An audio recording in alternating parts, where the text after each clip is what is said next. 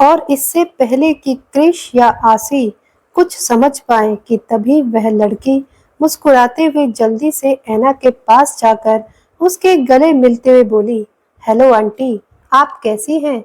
निक, राका और रॉकी कहाँ हैं? कहते हुए वह लड़की ऐना को पकड़े हुए अपनी नजर पूरे हॉल में घुमा रही थी कि तभी ऐना उस लड़की को देखकर मुस्कुराते हुए बोली, सोफिया, हम ठीक हैं, तुम कैसी हो? अपने बारे में बताओ, तुम अकेले आई हो? मॉम नहीं आई तुम्हारे साथ? और ऐना के पूछने पर वह लड़की मुस्कुराते हुए बोली, नहीं आंटी, मॉम नहीं आई। आप तो जानते हैं, वह ना उन्हें हमेशा की तरह वह फिर से किसी बिजनेस मीटिंग के सिलसिले में महीनों तक देश से बाहर चली गई। कब आएंगी कुछ पता नहीं, और मेरा अभी अभी एग्जाम खत्म हुआ है, तो मैंने सोचा क्यों ना मैं आप लोगों के साथ आकर रह लूं। इसी बहाने आप लोगों से मिल भी लूंगी। कितने दिनों से आप लोगों से मिली नहीं थी। लेकिन अब यह मत कहना कि आप मुझे देखकर खुश नहीं हुई। कहते हुए वह लड़की थोड़ा नाराज होकर ऐना को देख रही थी और उसकी बात को सुनकर ऐना प्यार से उसके गालों को थपथपाते हुए बोली, अरे कैसी बातें कर रही हो तुम सोफिया? तुम्हें देखकर मैं खुश क्यों नहीं होंगी? इनफैक्ट मैं तो बहुत खुश हूँ, और अब तुम आई हो तो मैं तुम्हें इतनी आसानी से जाने नहीं दूंगी। तुम्हें कुछ दिन हमारे पास ही रहना होगा, ओके? ऐना की बात को सुनकर सोफिया के चेहरे के एक्सप्रेशन थोड़े बदल गए और वह थोड़ा फ्लर्टी अंदाज में क्रिश को देखते हुए बोली, ऑफ कोर्स आंटी, अब मैं आई हूँ तो इतनी आसानी से कैसे जाऊंगी? इनफैक्ट मैं तो सोच रही हूँ कि अब मैं हमेशा के लिए यहीं रह जाऊं। क्रिश की तरफ देखकर, तुम्हारा इस बारे में क्या ख्याल है क्रिश? और सोफिया के सवाल पूछने पर क्रिश ने उसे अपनी नीली नजरों से एक नजर देखकर अपना चेहरा दूसरी तरफ कर लेता है। उसे सोफिया से बात करने में कोई इंटरेस्ट नहीं था, लेकिन सोफिया के चेहरे के एक्सप्रेशन को देखकर आशी को उस पर बहुत गुस्सा आ रहा था। उसका तो खून खौल रहा था। उसके हाथों की मुट्ठियां कस गईं और वह गुस्से से दांत पीसते हुए जैसे ही आगे आई, तभी समर उसके चेहरे के एक्सप्रेशन को बहुत अच्छे से देख चुका था। उसने तुरंत ही अपना गला साफ किया। इतना कहकर वह राहुल की तरफ देखने लगा कि तभी आशी अपने होश में आई। दरअसल कुछ पल के लिए आशी आउट ऑफ कंट्रोल हो चुकी थी कि तभी समर उस लड़की की तरफ देखते हुए ऐना और राहुल से बोला, यह कौन है बाबा? आज से पहले तो कभी नहीं देखा इन्हें। कहते हुए समर उस लड़की को ऊपर से नीचे तक अपनी आंखों से स्कैन कर रहा था। वह लड़की, जिसकी हाइट लगभग 5 फीट 9 इंच थी, figure 36-24-36, boy cut silver hair, English fair skin, dark green आंखें, नेचुरल गुलाबी होठ, कानों में अट्रैक्टिव डिजाइनर इयररिंग, एक हॉट पैंट टॉप और long overcoat, high knee length boot. दिखने में वह लड़की काफी ज्यादा स्टाइलिश और अट्रैक्टिव लग रही थी। आशी भी उस लड़की को अपनी काली आंखों से ऊपर से नीचे तक घूर रही थी कि तभी ऐना ने मुस्कुराते हुए बताया, यह सोफिया है, सोफिया डिकोस्टा। यह मेरी बहन की डॉटर है। और यह सुनकर आसी थोड़ा रिलैक्स होते बोली, ओह, यानी यह और साइको कजन है। और यह सुनकर सोफिया बात को क्लियर करते हुए बोली, साइको? कौन साइको? सोफिया की कंफ्यूजन नजरों को देखकर ऐना उसकी बात को क्लियर करते हुए बोली, सोफिया, इसका मतलब है क्रिश। नहीं आशी, यहाँ कुछ मिसअंडरस्टैंडिंग है। सोफिया क्रिश की रियल कजन नहीं है, बल्कि मेरी बहन की स्टेप डॉटर है। लेकिन मेरी बहन के लिए उसकी रियल डॉटर से भी बढ़कर है। खैर, बाकी की बातें मैं तुम लोगों को बाद में बताऊंगी। सोफिया, तुम काफी थक गई होंगी।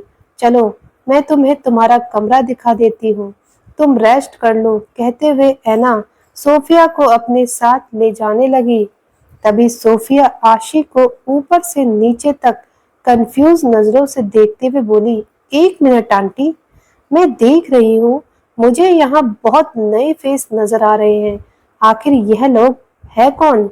आशी की तरफ देखते हुए, स्पेशली यह लिटिल गर्ल तुम्हारी तारीफ।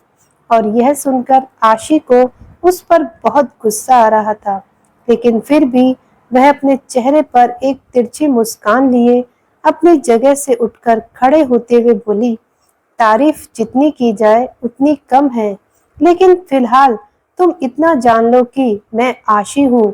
आशी इतना कहकर क्रिश के पास जाकर उसकी बाहों में अपनी बाहें लपेटते हुए बोली, मैं क्रिस डेविडसन की वाइफ। इन शब्दों को कहते हुए आशी के चेहरे पर एक गुरूर भरी मुस्कान थी, लेकिन आशी की बात सुनकर सोफिया के चेहरे की मुस्कान एक झटके में गायब हो गई। वह हैरान नजरों से आशी और क्रिश को देखने लगी कि तभी वह अचानक ही शॉकिंग रिएक्शन देते हुए बोली, क्या बकवास कर रही हो? यह क्या मजाक है? लिटिल गर्ल, क्या तुम्हें सचमुच ऐसा लगता है मैं तुम्हारी मजाक पर भरोसा कर लूंगी? तो ठीक है, हा हा हा हा, तुम्हारा मजाक बहुत अच्छा था। लो अब तो मैं हंस भी दी। इतना कहकर सोफिया क्रिश के बगल में आकर क्रिश की दूसरी बाहों में अपनी बाहें लपेटते हुए बोली, क्रिश, तुम्हें नहीं लगता यह लिटिल गर्ल कुछ ज्यादा ही मजाक कर रही है? आखिर कौन है यह? क्या तुम्हारी कोई नई सर्वेंट है? कहते हुए सोफिया के चेहरे पर एक तिरछी मुस्कान आ गई। वह आशी को लगभग अपनी गहरी हरी आंखों से घूर रही थी और आशी की नजर सोफिया के उस हाथ पर थी जिन हाथों से उसने क्रिश की बाहों को पकड़ रखा था। यह देखने के बाद तो आशी का पारा ही हाई होने लग गया था। वह अपनी आंखें छोटी करते हुए उस हाथ को देख रही थी, जैसे मानो वह अपनी आंखों से ही उसे जलाकर भस्म कर देगी। आशी गुस्से के मारे लंबी सांस लेकर तुरंत अपनी नजर उठाकर क्रिश की तरफ देखने लगी कि तभी क्रिश ने एक झटके में सोफिया के हाथ को अपने हाथों से दूर झटका। मेरा हाथ छोड़ो सोफिया, अपनी लिमिट क्रॉस मत करो। तुम्हारी हिम्मत कैसे हुई मुझे टच करने की? इन शब्दों को कहते हुए क्रिश की आवाज पूरी तरह ठंडी थी और क्रिश ने सोफिया को खुद से झटके से अलग किया। सोफिया खुद को संभाल नहीं पाई और अचानक ही 2 कदम दूर हटी। वह अपनी आंखें हैरानी से फाड़े हुए क्रिश को देख रही थी, जैसे मानो वह क्रिश के एक्शन को समझने की कोशिश कर रही थी।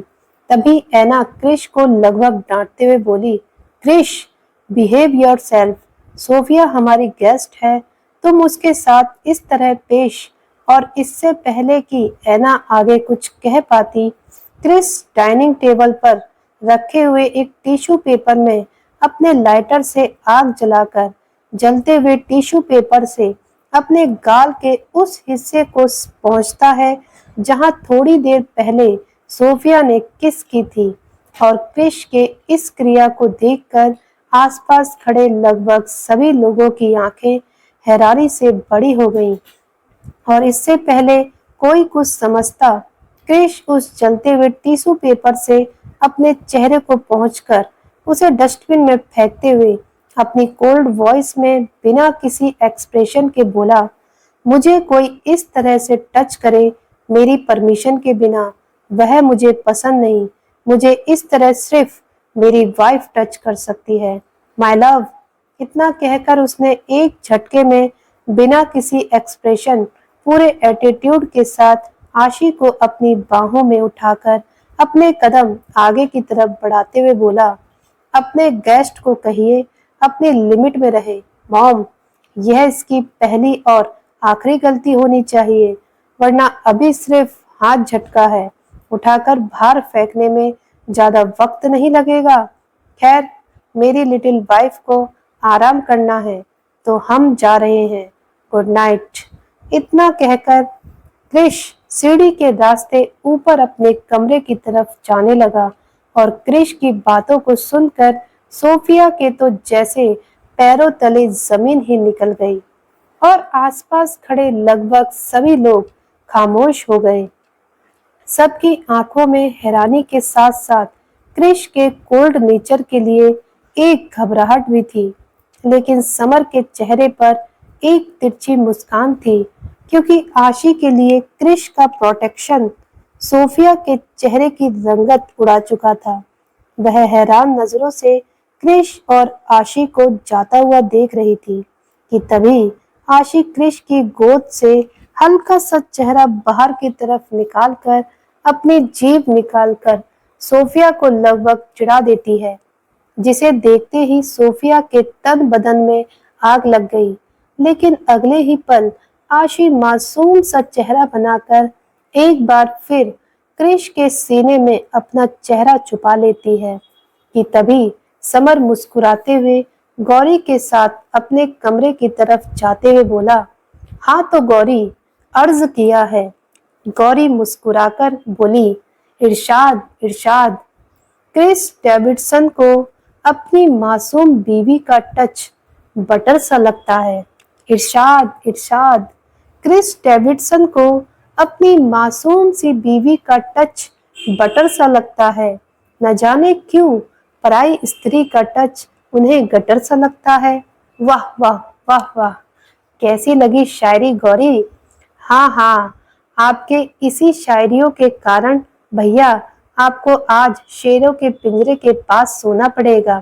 कहते हुए गौरी मुंह पर हाथ रखकर हंसने लगी और यह सुनकर समर को अपनी सजा याद आई। वह जल्दी से कमरे की तरफ भागते हुए बोला, अरे बाप रे, मुझे बचाओ। इतना कहते हुए समर और गौरी दोनों अपने अपने कमरे की तरफ चले गए। लेकिन उसकी यह धमाकेदार शायरी सुनकर राका, राहुल, लियाना अपने मुंह पर हाथ रखकर धीरे धीरे मुस्कुराने लगे, जो देखकर सोफिया को अपनी इंसल्ट फील हो रही थी। अब धीरे धीरे घर के सभी लोग अपने अपने कमरे में जा चुके थे, लेकिन कुछ देर बाद सोफिया अपने कमरे में गुस्से से पैर पटकते हुए गुस्सा करते हुए बोली, आंटी, यह सब क्या है? क्रिश की शादी हो गई और आपने मुझे बताया भी नहीं। आंटी, आप क्रिश की शादी किसी और से कैसे करवा सकती हैं? आपको याद है ना, आपने मुझसे वादा किया था बहुत जल्द आप मेरी और क्रिश की शादी करवाएंगी। इस वादे को करते करते आपने मुझे पूरे 4 साल तक अटका कर रखा। अब कभी यह कहकर कि वह अपने करियर में बिजी है, कभी यह कहकर कि वह अपने दूसरे कामों में बिजी है और उसकी शादी करने का कोई मूड नहीं है। लेकिन आज मैं यह क्या सुन रही हूँ, उसने उस छोटी सी लड़की से शादी कर ली। आखिर ऐसा कैसे हो सकता है आंटी? आप अपना वादा कैसे तोड़ सकती है? और सोफिया की बात सुनकर ऐना मासूमियत से उसे शांत करते हुए बोली, सोफिया प्लीज शांत हो जाओ बेटा।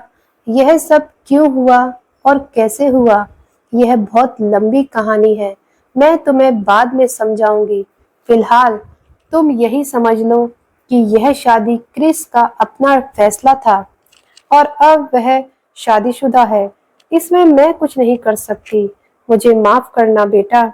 लेकिन तुम टेंशन मत लो, मैं तुम्हारे लिए बहुत अच्छा लड़का ढूंढकर तुम्हारी शादी करवा दूंगी। फिलहाल तुम कमरे में रेस्ट करो और इसे अपना ही घर समझो। मैं तुम्हारे लिए डिनर भिजवाती हूँ। इतना कहकर ऐना वहां से चली गई। लेकिन ऐना के जाने के बाद सोफिया गुस्से से दांत पीसते हुए बोली, नहीं, ऐसा नहीं हो सकता। मेरा क्रिश किसी और का नहीं हो सकता, वह सिर्फ और सिर्फ मेरा है। मैं भी देखती हूँ वह लड़की कैसे उसे मुझसे छीनती है। इन शब्दों को कहते हुए सोफिया के चेहरे पर गुस्से और जलन के एक्सप्रेशन साफ देखे जा सकते थे। वहीं दूसरी तरफ क्रिश और आशी का कमरा। आशी अपने एक हाथ से क्रिश के गालों पर बने हुए जख्मों पर क्रीम लगाते हुए, उस पर फूंकते हुए मुंह बनाते हुए क्रिश से शिकायत कर रही थी। साइको, तुम्हें क्या जरूरत थी ऐसा करने की?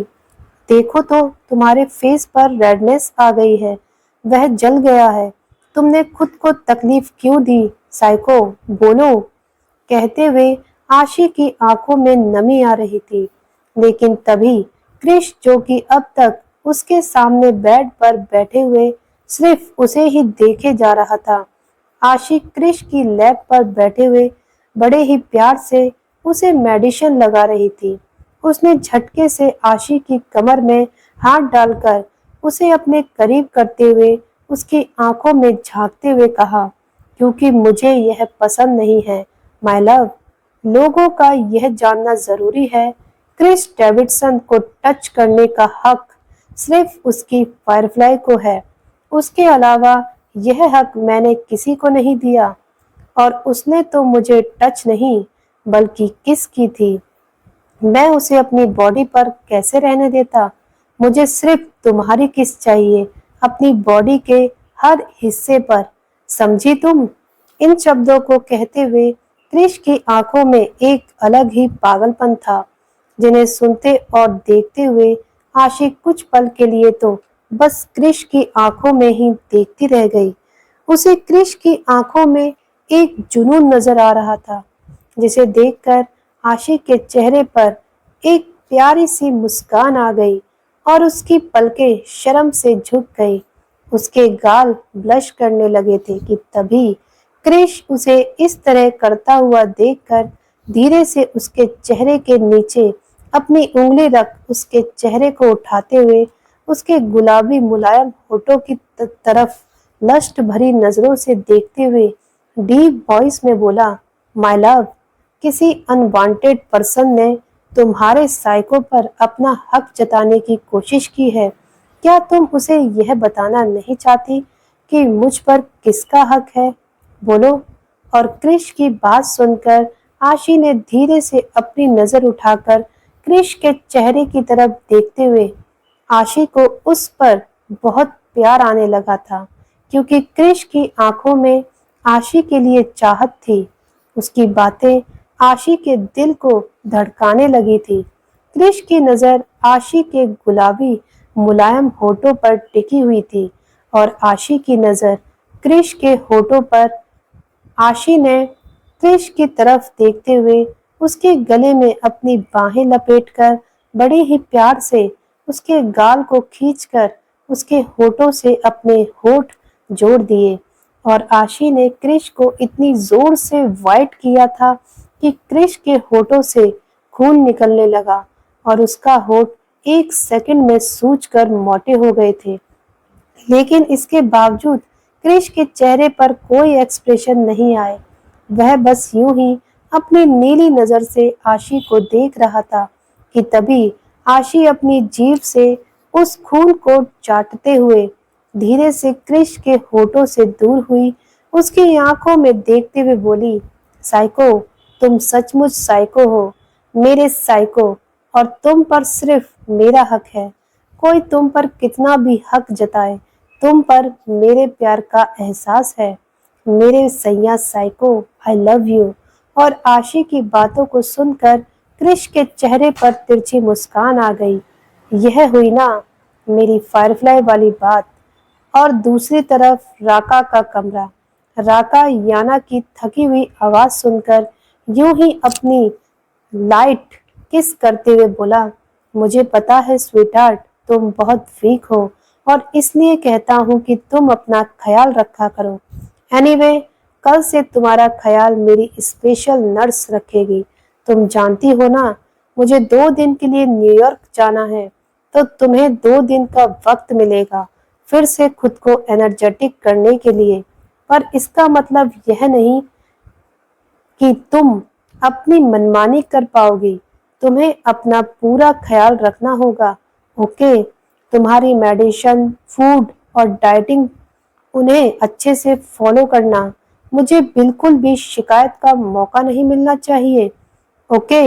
इन शब्दों को कहते हुए राका की आंखों में न जाने क्यों याना अपने लिए फिक्र देख रही थी कि तभी राका उसके होठों पर एक डीप किस करते हुए धीरे से उसके अलग हुआ और उसके बगल में लेटकर उसे अपने सीने से लगाते हुए प्यार से उसकी पीठ को सहलाते हुए बोला, ओके, मैं अब खुश हूँ क्योंकि तुमने एक अच्छी वाइफ की तरह मुझे वह हक दिया जो मुझे तुमसे चाहिए था।